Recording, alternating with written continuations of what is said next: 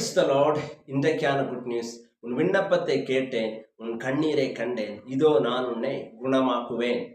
ஒரு குழந்தை எப்படி கீழே விழுந்து கதறி அழுகிறதோ அப்படி அழும் பொழுது அதனுடைய தகப்பன் தாய் ஓடி வந்து அந்த குழந்தையை தூக்கி அதை அரவணைத்து அதை முத்தம் செய்து அதனுடைய காயங்களை கட்டி குணமாக்குகிறார்களோ, அதே போல கர்த்தராகிய இயேசு கிறிஸ்து காயப்பட்ட தன்னுடைய பிள்ளைகளுடைய வாழ்க்கையில் அவர் இறங்கி வாரார். அவர்களை அரவணைத்து அவர்களுக்கு முத்தம் செய்து தன்னுடைய கரங்களினால் அவர்களை அரவணைத்து அவருடைய எல்லா காயங்களையும் கட்டி அவருடைய வாழ்க்கையை கர்த்தர் முழுவதுமாக மாற்றுகிறார். இன்றைக்கு ஒருவேளை அப்படிப்பட்ட சூழ்நிலைகள் நீங்கள் இருப்பீர்கள் என்றால் கர்த்தர் உங்களுடைய கண்ணீரை கண்டிருக்கிறார்.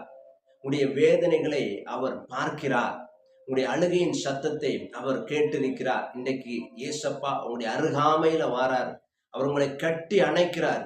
எல்லா காயங்களையும் உடைய இருதயத்தில் வந்து அத்தனை காயங்களையும் அவர் குணமாக்கி அவருடைய சந்தோஷத்தையும் அவருடைய சமாதானத்தையும் உங்களுடைய வாழ்க்கையில தந்து உங்களை மகிழ்ச்சி உள்ளவர்களாக ஆசீர்வதிக்கப்பட்டவர்களாக கர்த்தர் மாற்றுகிறார். இந்த வார்த்தையின் பிரகாரமாக கர்த்தர் உங்களை ஆசீர்வதித்து பலப்படுத்துவார். Have a nice day. God bless you.